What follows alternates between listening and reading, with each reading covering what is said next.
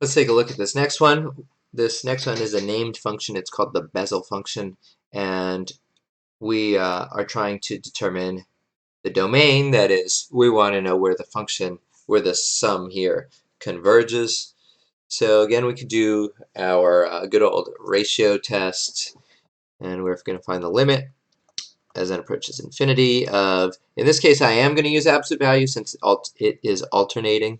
Absolute value of -1 to the n plus 1, x to the 2 times n plus 1 over 2 times 2 to the n plus 1 times n plus 1 factorial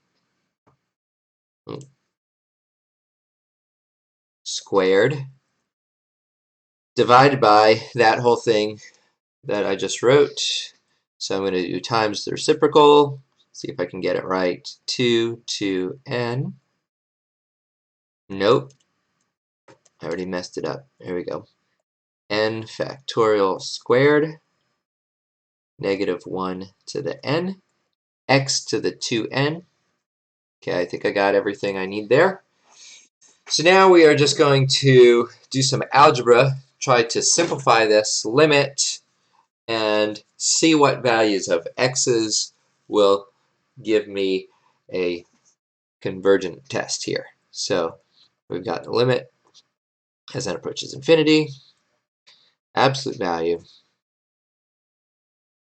-1 to the n times -1, x to the 2n plus 2, so I'm going to do times 2, times 2 to the 2n, n factorial squared. So there's the top. On the bottom, I have 2 to the 2n times 2 to the 2. So there, we're distributing that 2 in the exponent, and then we're writing it as a product, since what do you do with the same bases with the exponents? You're adding those, so I can split it up to make it a product.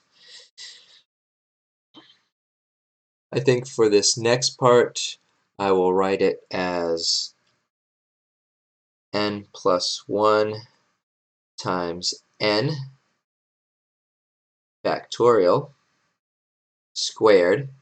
Now, since that's squared, I could square each of those terms inside, which is what I'm going to end up doing. -1 to the n, x to the 2n. Okay, is there anything we can simplify here? -1 to the n, -1 to the n, 2 to the 2n, 2 to the 2n, x to the 2n, x to the 2n. This, as I just said, this is an n factorial squared, which will cancel with that n factorial squared. So what's left? We've got the limit. We've got a -1. We've got an x squared. On the bottom, I have a 2 squared. On the bottom, I have an n plus 1 squared. And that looks like it's it. Now, taking the absolute value, we'll take care of that -1. X squared is always positive, so no problem there. A 4 on the bottom, okay, no problem there. Notice, as n gets large, this limit always approaches 0. So what does that mean? 0 is always less than 1.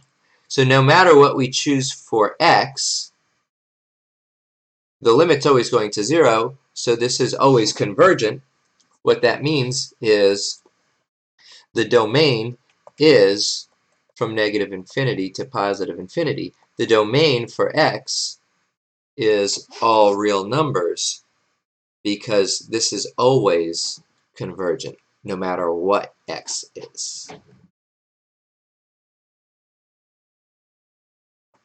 And actually, we've got a theorem that says that there are only going to be 3 options. The series converges only when x equals a. That was our first example when x equals 0. The series converges for all x. That was our third example. And there's a positive number r, this is called the radius of convergence, such that the series converges if x minus a is less than r and diverges if x minus a is greater than r. And for that last one, we have to check the endpoints of the interval. That was like the second example that we did.